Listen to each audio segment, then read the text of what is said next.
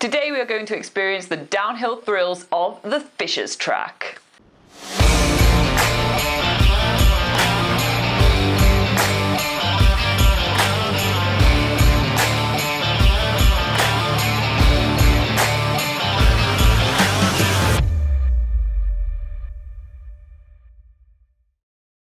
This morning we are leaving the town of Turangi and heading toward the Ruapehu district, otherwise known as the Tongariro National Park, where all those massive volcanoes are in New Zealand. But before we go exploring all those volcanoes, which we definitely will be doing in the next few days, today we're actually going to be doing one of the amazing mountain biking tracks in the area.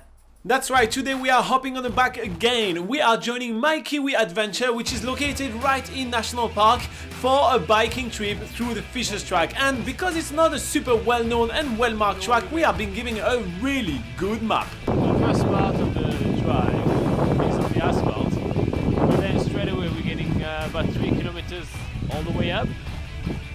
So Nora is really keen for that.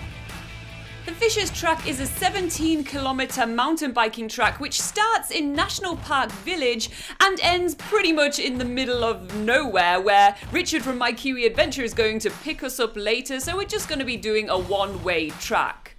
That means we're going to be taking a track that only goes in one direction over a stunning mountain range and through an amazing forested valley. And at the other end, we're going to cycle a little bit longer, about 11 kilometers longer, on top of the Fisher's Track, where we're going to be meeting up with the team from My Kiwi Adventure, who will take us in their shuttle back to the beginning.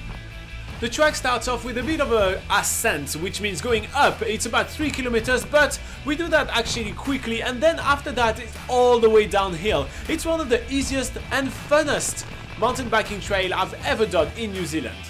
The trail is taking us through amazing landscape. There is a lot of farmland here, but there is also a lot of native bush. We are following a beautiful cliff through native Kanuka and Manuka forest, and there is heaps of field as well, so we're gonna get to see a little bit of life.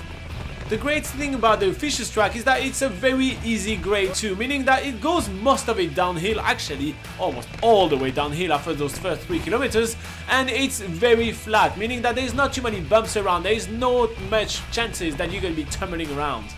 On top of that, the views are absolutely stunning. We actually take multiple opportunities to stop and actually embrace those amazing views. Plus, there's quite a lot of wildlife around, especially a lot of goats, which have colonized the area after being released in the wild by the early settlers.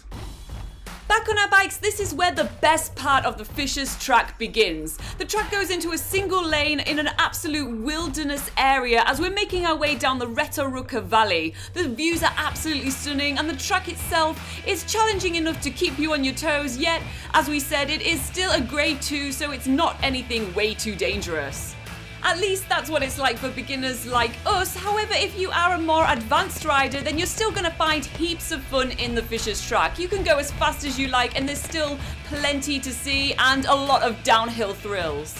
The whole experience right here is actually pretty easy. The entire thing that we have to do is just to control our speed. We're using the brake to decide how fast we're going to be going, and the track is doing everything else. It's a complete downhill and it's super fun. Plus, the track is actually going downhill quite a lot from the top of the track to where we're going to be finishing. We're going down 600 meters vertically.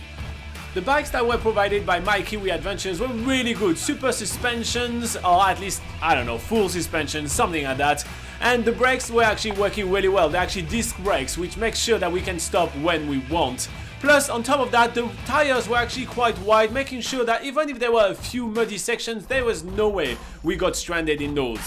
On top of that, we were provided with a helmet, because yes, when doing any kind of biking in New Zealand, it is mandatory to wear a helmet. But the best thing that was provided to us by My Kiwi Adventure was this map that you just saw. It has a lot of pictures of main landmarks alongside the trail, because there is absolutely no sign along the way. That helped us know where we are and how long we still have to bike. It's super handy. The Fisher's Track is just a taste of the amazing mountain biking trails around the Ruapehu area. For instance, there are multi-day trails like the Mountain to Sea, which takes 3 to 7 days to complete, starting from Mount Ruapehu itself and ending at the river mouth of the Wanganui River. There's also the Timber Trail, which takes 1 to 2 days to do, and we're actually going to show you guys that one in a few days' time. But for us now, we are on the final leg of the Fishers Track, or at least we've actually finished the Fishers Track and we're making our way to our meeting point where the guys at My Kiwi Adventure are gonna pick us up. This last section takes us around 11 kilometers to complete, and we go through amazing farmland before ending our day back at National Park Village in Ruapehu. Alright, so today we are mountain biking one of the very few tracks which is... No, what am I talking about? One of the few tracks in New Zealand. Today we are mountain biking through volcano country. No, we're not even. Today we are mountain biking through... Oh. Today we're mountain biking through Jurassic type landscapes. Yeah, that's better. Today we're mountain biking through Jurassic-like landscape.